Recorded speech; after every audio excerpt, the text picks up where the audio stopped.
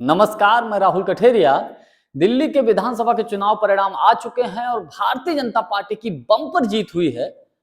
अरविंद केजरीवाल जी की पार्टी यानी कि आम आदमी पार्टी की बुरी हार हुई है।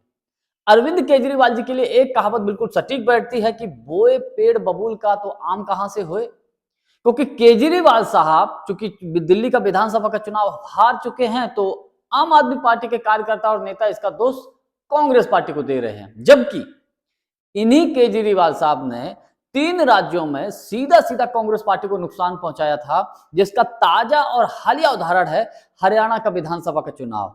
हरियाणा का विधानसभा का चुनाव हो, चाहे गोवा का विधानसभा का चुनाव हो और चाहे गुजरात का विधानसभा का चुनाव हो, इन तीनों ही राज्यों में अरविंद केजरीवाल जी की वजह से कांग्रेस पार्टी बुरी तरीके से हारी। तो इसको हम ऐसे भी बोल सकते हैं कि कांग्रेस पार्टी ने अपना हिसाब किताब आम आदमी पार्टी से बराबर कर लिया है। तो इसी पूरे मामले पर मैं और अधिक चर्चा करूं, लेकिन उससे पहले यदि आपने अभी तक हमारे चैनल को सब्सक्राइब नहीं किया है तो सब्सक्राइब जरूर कर लीजिए और घंटी के बटन को जरूर दबा दीजिए। देखिए, कांग्रेस पार्टी ने अपना हिसाब किताब कैसे बराबर किया। कांग्रेस पार्टी ने अपना हिसाब किताब ऐसे बराबर किया, अभी आपको याद होगा हरियाणा का विधानसभा का चुनाव। हरियाणा के विधानसभा के चुनाव के दौरान अरविंद केजरीवाल जी जेल में थे, लेकिन उसी समय उनको जेल से बाहर कर दिया जाता है और अरविंद केजरीवाल जी ये घोषणा कर देते हैं कि भैया हम सब हरियाणा में सभी सीटों पर विधानसभा के चुनाव लड़ेंगे।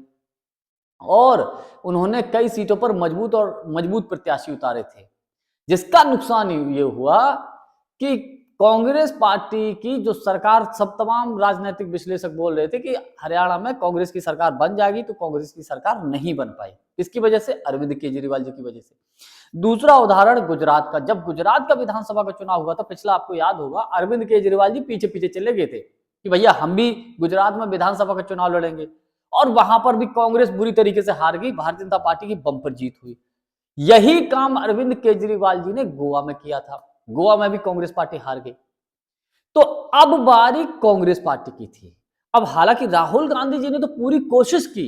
दिल्ली के विधानसभा का चुनाव जब शुरू हो रहा था उससे पहले राहुल गांधी जी ने पूरी कोशिश की कि दिल्ली के विधानसभा के चुनाव में गठबंधन हो जाए, लेकिन अरविंद केजरीवाल जी ने गठबंधन के लिए सिरे से खारिज कर दिया कांग्रेस के साथ। उनको एक तरीके से घमंड सा आ गया, उन्हें ऐसा लगा कि शायद हमें कोई हरा ही नहीं सकता। कांग्रेस पार्टी चुनाव में उतरी, लेकिन फिर भी उसका जो अटैक था केजरीवाल साहब के ऊपर कम था, भारतीय जनता पार्टी के ऊपर अधिक था।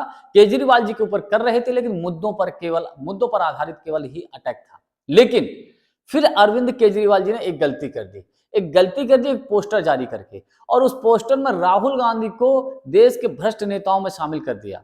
बस फिर क्या था, वहीं से सारा खेल पलट गया। और फिर उसके बाद राहुल गांधी जी एक्शन मोड में आए, पूरी कांग्रेस पार्टी एक्शन मोड में आ गई, और कांग्रेस पार्टी ने फिर धुआंधार तरीके से दिल्ली में चुनाव प्रचार शुरू कर दिया। और सीधा सीधा अटैक राहुल गांधी जी ने, प्रियंका गांधी जी ने अरविंद केजरीवाल जी के ऊपर किया, जिसका परिणाम ये हुआ कि लगभग 15 सीटों के आसपास कांग्रेस पार्टी के प्रत्याशी अच्छे खासे वोट पा गए और आम आदमी पार्टी चुनाव हार गई। अब लोग ये तब इंडिया गठबंधन के तमाम लोग ये बोल रहे थे, अन्य दलों के नेता, चाहे अखिलेश यादव जी तो खुलेआम प्रचार करने के लिए पहुंचे थे, शिवसेना का भी अंदर खाने समर्थन था, शरद पवार जी का अंदर खाने समर्थन था, ममता बनर्जी जी का भी अंदर खाने समर्थन था, लेकिन इसके बावजूद हार गए। ये लोग ये बोल रहे थे कि दिल्ली में कांग्रेस पार्टी चुनाव ना ही लड़े।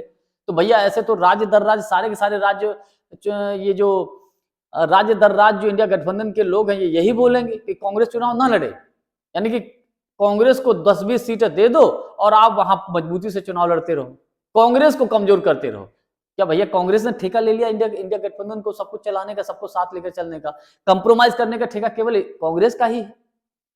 अब यही चीज मुझे ऐसा लगता है कहीं ना कहीं नुकसानदायक साबित हुई अरविंद केजरीवाल जी के लिए।